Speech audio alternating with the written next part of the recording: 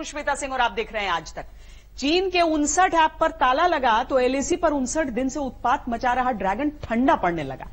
चीन का सरकारी अखबार कहने लगा है कि भारत और चीन दोनों देश एलएसी पर शांति बनाए रखने को रजामंद हो गए हैं, साथ ही संघर्ष वाली जगह से पीछे हटने को भी तैयार हो गए हैं। चीन के कदम पीछे हट रहे हैं, लेकिन भारत को उस पर एतबार नहीं है। 59 दिन बाद चीन के कदम क्यों पीछे हटने लगे? गलवान घाटी में चीन को मिल गया मुंह तोड़ जवाब। अब पीछे हटने की दुहाई देने लगी चीन की फौज। संघर्ष वाली जगह से पीछे हटने को तैयार हो गया चीन। 59 ऐप मिटाए तो 59 दिन का गतिरोध खत्म। सारे सवालों का उत्तर जानने के लिए चीन सरकार के मुखपत्र ग्लोबल टाइम्स के पन्नों को पलट लीजिए। ग्लोबल टाइम्स से लिखा है कि भारत और चीन एलएसी पर तनाव कम करने पर सहमत हो गए। दोनों देशों में चरणबद्ध तरीके से सैनिकों को हटाने पर सहमति बन गई। भारत और चीन एलएसी पर स्थिति को शांतिपूर्ण बनाने के लिए प्रभावी उपाय करेंगे। चीन के तेवर में यह नरमी तब आई है जब हिंदुस्तान ने तय कर लिया कि चीन को न सिर्फ सरहद पर करारा जवाब मिल रहा है, बल्कि हिंदुस्तान ने उस पर डिजिटल स्ट्राइक कर दी। कि लोगों की सुरक्षा के लिए भारत डिजिटल स्ट्राइक करना भी जानता है। यह है भारत का संकल्प और साहस।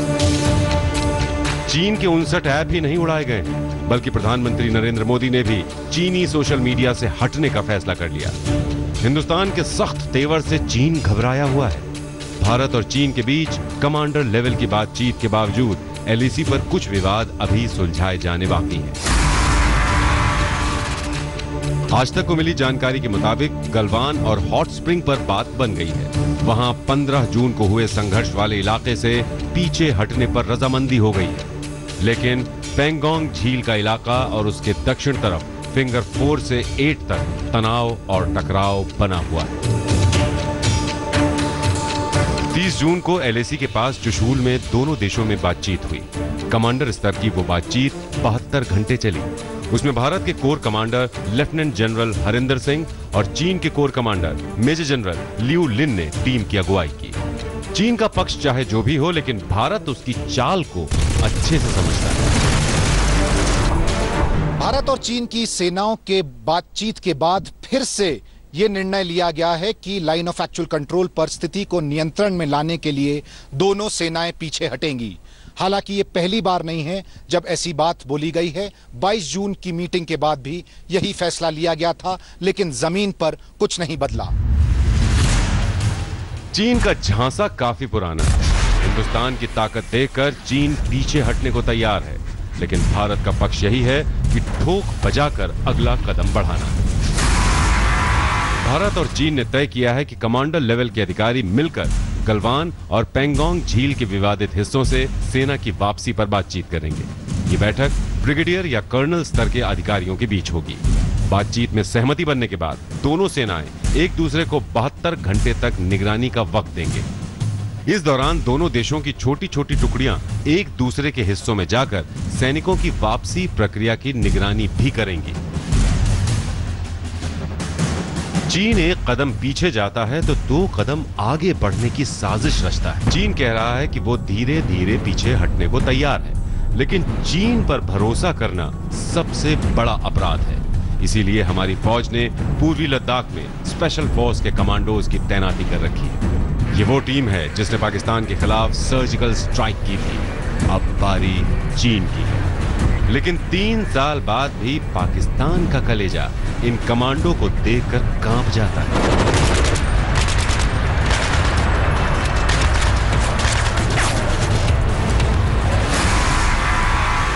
शुक्रवार को आर्मी चीफ के सामने पैरा जंप करेंगे स्पेशल फोर्स के कमांडो। पैरा जंप में शामिल हो सकते हैं 600 से भी ज्यादा कमांडो। C-130 और IL-76 एयरक्राफ्ट से करेंगे जंप। स्पेशल कमांडो की ये जंपिंग ऐसी है कि पाकिस्तान का कलेजा डर से उछल रहा होगा। ऐसे ही पाकिस्तान नहीं कह रहा है कि गिलगिट बाल्टिस्तान में उसने कोई भी अतिरिक्त तैनाती नहीं की है। मौजूदा हालात में चीन जैसी चालाक सेना पर कतई भरोसा नहीं किया जा सकता और इसीलिए पूर्वी लद्दाख के अलग अलग इलाकों में भारतीय सेना के स्पेशल फोर्स के कमांडोज को तैनात किया जा रहा है। अपनी मारक क्षमता की वजह से ये दुनिया के बेहतरीन सैनिक माने जाते हैं। कई मौकों पर इन्होंने दुश्मन को चौंकाया है। सर्जिकल स्ट्राइक के दौरान पाकिस्तान के कब्जे वाले कश्मीर में घुसकर स्पेशल फोर्स के कमांडोज ने कई आतंकी कैंपों को निस्ते नाबूद किया और अब पूर्वी लद्दाख के अलग अलग इलाकों में तैनात होकर ये चीन को उसी की भाषा में जवाब देंगे। वैसे तो पाकिस्तान की सरकार ने अपनी सेना को चीन के हाथों पहले ही से ही सौंप रखा है, लेकिन चीन पाकिस्तान दोनों की सैनिक और आतंकी चाल हिंदुस्तान की मजबूत सैनिक ढाल के आगे कहीं टिकती नहीं है। दिल्ली में मंजीत नेगी के साथ अभिषेक भल्ला, लेह आज तक। भारत ने चीन पर डिजिटल स्ट्राइक की तो चीन की फौजी ताकत ढीली पड़ने लगी। चीनी राष्ट्रपति शी जिनपिंग लद्दाख में एलएसी पर अपनी ताकत दिखा रहे थे। इधर प्रधानमंत्री नरेंद्र मोदी ने उनको आर्थिक चक्रव्यूह में घेर लिया। अब आलम यह है कि चीन को एक झटके में लाखों करोड़ की चपत लग सकती है।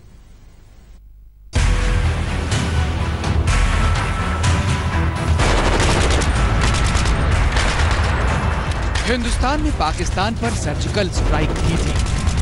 भारतीय सेना ने सर्जिकल स्ट्राइक्स कल उन लॉन्च पैड्स के ऊपर किए हैं। पाकिस्तान पर एयर स्ट्राइक की थी। India struck the biggest training camp of the Jaish-e-Mohammed in Balakot.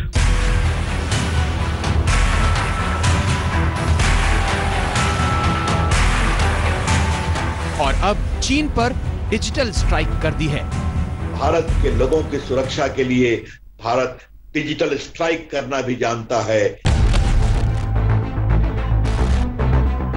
चीन के 59 ऐप पर ताला लटक गया।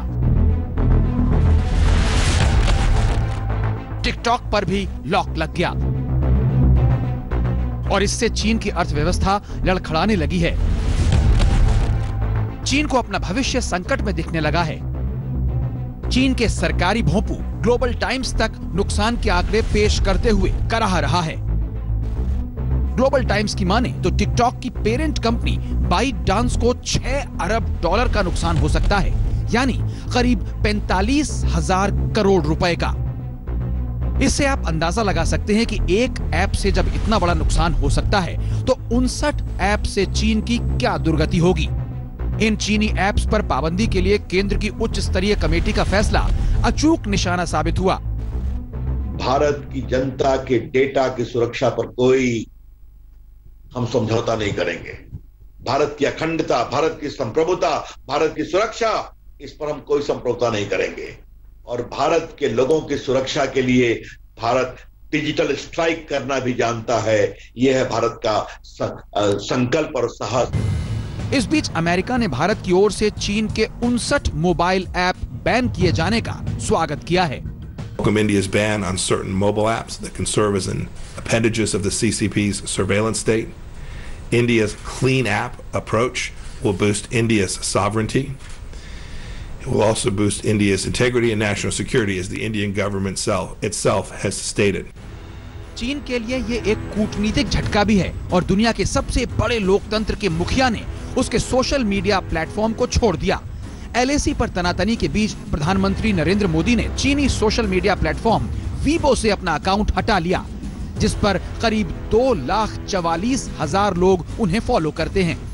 अगर भारत और चीन के टेंशन चल रहे हैं तो सब भारतवासियों को इकट्ठा होना बहुत जरूरी है और जो भी चाइनीज का सामान है अगर सब भारतवासी मिलकर उसको बॉयकॉट करेंगे, इसमें देश का फायदा होगा। ऐसा नहीं है कि हिंदुस्तान सिर्फ चीनी ऐप को बंद करके ही दम लेगा। चीन को अब पावर सेक्टर में भी जोर का झटका और भी जोर से लगने वाला है। भारत में ऑटो कंपोनेंट बाजार 43 लाख करोड़ रुपए का है, जिसमें 26% हिस्सेदारी चीन की है। वैसे सोलर पावर में चीनी प्रोडक्ट की भागीदारी 90% तक है। ऊर्जा मंत्रालय ने चीन को बिजली का झटका देने का प्लान बना लिया है। अब पावर सेक्टर में चीन से आयात के नियम बेहद सख्त होंगे। ऐसा इक्विपमेंट जिसमें कि साइबर मैलवेयर लग सकता है नहीं आएगा। और पावर सिस्टम में साइबर मैलवेयर लग सकता है तो नहीं आएगा। आपको इंपोर्ट करना है तो दूसरे देश से कीजिए। इंपोर्ट करने की जरूरत आपको अमूमन नहीं पड़नी चाहिए, क्योंकि सब चीज़ हमारी यहाँ बनता है और ये इंडस्ट्री एग्री की। सिर्फ 5 चीज़ ऐसे हैं जो हाई टेक्नोलॉजी हैं जो हमारे यहाँ नहीं बनते, उसको आप इंपोर्ट कर सकते हैं। हम प्रेफर करेंगे कि आप चीन से नहीं करें, पाकिस्तान से नहीं करें, क्योंकि उसमें अगर मैलवेयर डाल दिया तो हमारे पूरे सिस्टम को खतरा है। आप यूरोप से कर दें, अमेरिका से कर दें, कहीं से कर दें, लेकिन चीन पाकिस्तान से नहीं करें। इंडस्ट्री एग्री करती है, वैसा ही ऑर्डर हम इश्यू करने जा रहे हैं। चीन को आर्थिक जंग में पछाड़ने के लिए दूसरे मंत्रालय भी सख्ती पर उतर आए हैं। इनमें एक सड़क परिवहन मंत्रालय भी है। परिवहन मंत्री नितिन गडकरी ने चीन को सबक सिखाने के लिए बड़े फैसले का संकेत दिया है कि हाईवे निर्माण प्रोजेक्ट्स में चीनी कंपनियों की छुट्टी कर दी जाएगी। भारत विदेशों से जितना सामान मंगाता है उसका 22% चीन से आता है। इनमें इलेक्ट्रिकल चीजें 39%, मैकेनिकल, बॉयलर और nuclear reactor 31%, organic chemicals 40%, plastic का सामान 19%, लोहा और स्टील 11%, ऑप्टिकल कम्युनिकेशन 15% और खाद 31% है। अगर धीरे धीरे भारत ने चीन से आयात घटा दिया तो चीन की अर्थव्यवस्था का भट्टा बैठ जाएगा। हम आत्मनिर्भर भारत के लिए दिन रात एक करेंगे। हम सब लोकल के लिए वोकल होंगे। चीन ने एलएसी पर बहुत उत्पात मचा लिया, लेकिन भारत ने अभी उसकी डिजिटल गर्दन मरोड़ी है, जबकि हिंदुस्तान के आर्थिक चक्रव्यूह में वो बुरी तरह घिर गया है। भारत ने चक्रव्यूह के एक घेरे में 59 ऐप्स पर पाबंदी लगा दी, दूसरे घेरे में हाईवे प्रोजेक्ट्स में चीनी कंपनियों की एंट्री बंद, तीसरे घेरे में पावर सेक्टर की चीजों पर भारी आयात शुल्क, चौथे घेरे के रूप में बीएसएनएल के लिए सभी चीनी कंपनियों के ठेके रद्द और पांचवें घेरे के रूप में चीनी सामान का देशव्यापी बहिष्कार का माहौल। चीन अपने विकास की जिस डाली पर बैठा था उसको काटने लगा। भारत के साथ एलएसी पर उसका पंगा उसकी जेब को अब खाली करने लगा है। दिल्ली में संजय शर्मा के साथ आज तक ब्यूरो। अब तक चाइना को अपनी सैन्य ताकत पर बहुत गुरूर था, लेकिन इस बार लद्दाख के पास एलएसी पर उसकी ताकत की पोल खुल गई। उस पर से दुनिया के बड़े शक्तिशाली देश जिस तरह भारत को अत्याधुनिक हथियार दे रहे हैं, उससे चीन में डर और दहशत और बढ़ गई है। इससे भी चीन अपने तेवर अब नरम करने लगा है।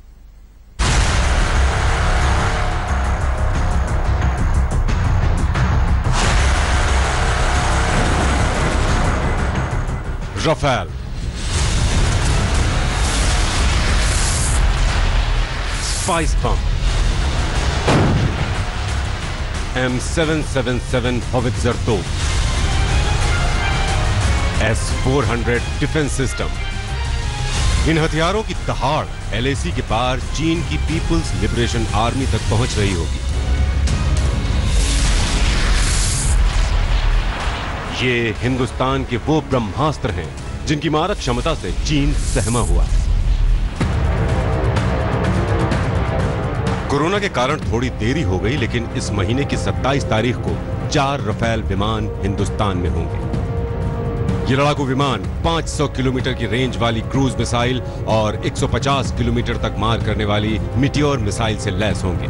आसानी से पकड़ में न आने वाली अचूक मिसाइलों से लैस इस विमान की कोई काट चीन के पास नहीं है। भारत और फ्रांस की दोस्ती के कारण इस लड़ाकू विमान का जल्दी आना चीन के लिए खतरे की घंटी बजाता है। कोरोना से फ्रांस भी प्रभावित है, बट नेचुरल है कि कुछ ऐसे कारण थे जिन कारणों से विलंब हुआ था, और हमारा भी यहाँ पर अंबाला में जो इंफ्रास्ट्रक्चर तैयार होना चाहिए था उसके लिए, उसमें भी थोड़ा सा समय लग रहा था। मैं समझता हूं कि जुलाई के अंत तक रफेल भारत की धरती पर होगा। दरअसल चीन की साजिश के खिलाफ हिंदुस्तान को ताकत कई देशों से मिल रही है। फ्रांस से रफेल लड़ाकू विमान आ रहा है, तो इजराइल में बने स्पाइस 2000 बम के गोले हिंदुस्तान खरीदने जा रहा है, जो पिछले साल पाकिस्तान में एयर स्ट्राइक में इस्तेमाल हुए। अमेरिका से होवित्जर तोप से लंबी दूरी तक मार करने और अचूक निशाना वाले गोले खरीद रहा है। रूस ने एंटी मिसाइल सिस्टम S-400 जल्द ही देने का वायदा किया है, जो सतह से हवा में मार करने वाली अचूक व्यवस्था का नाम है। साथ ही 33 फाइटर जेट भी रूस देगा। यही वजह है कि चीन ने रूस पर हथियार न देने का दबाव बनाया, लेकिन एक तो रक्षा मंत्री राजनाथ सिंह ने रूस जाकर दोस्ती को नई ताकत दी और दूसरे अब प्रधानमंत्री नरेंद्र मोदी ने रूसी राष्ट्रपति व्लादिमीर पुतिन को फोन घुमा दिया। वैसे तो पुतिन को 2036 तक रूस के राष्ट्रपति बने रहने के लिए बधाई दी, लेकिन सबसे पहले बधाई देकर रिश्तों को इतना मजबूत कर लिया कि चीन पछताता रह गया। इस बीच रक्षा अधिग्रहण परिषद ने एक बड़ा फैसला कर लिया है।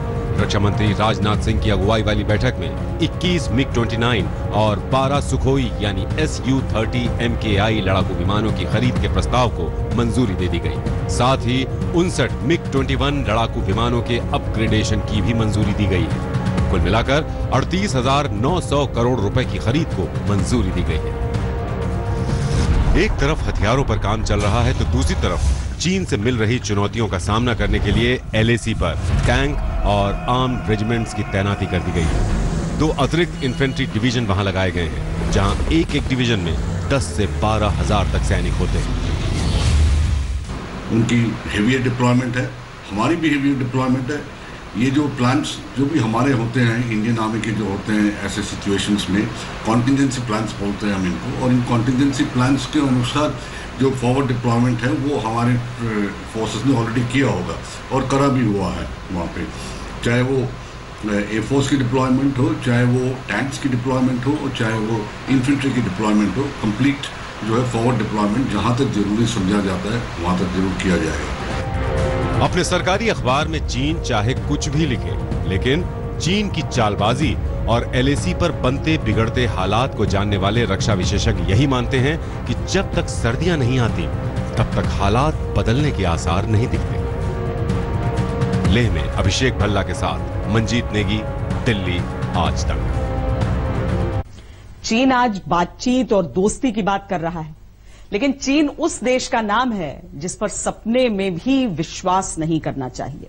उसकी गंदी चाल गलवान घाटी और पेंगोंग त्सो तक ही नहीं, पूरब में अरुणाचल प्रदेश की सीमा तक चल रही है। LAC पर हर जगह वो साजिश रच रहा है जिसमें नया ठिकाना अरुणाचल की सीमा है।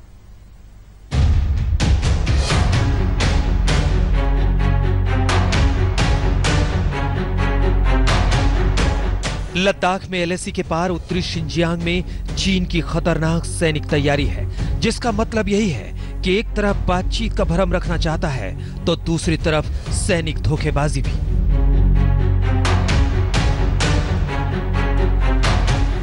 LAC पर 2 डिवीजनों के 20,000 सैनिकों के अतिरिक्त उत्तरी शिनजियांग में भी 10,000 सैनिकों की एक अतिरिक्त डिवीजन लगा रखी है, जिनको 48 घंटों के भीतर भारतीय पोजीशंस के आमने सामने लाए जा सकते हैं।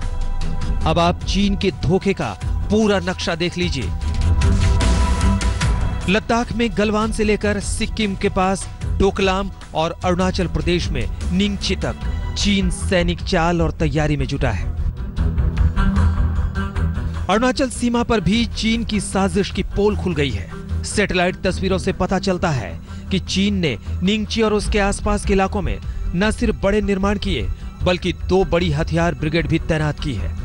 तस्वीरों में दिखता है कि चीन न केवल हेलीपोर्ट्स, रेलवे और नई हाई स्पीड सड़क का निर्माण कर रहा है, बल्कि चीन ने सेना के लिए रडार कवरेज और दूसरे इंफ्रास्ट्रक्चर भी खड़ा किया है।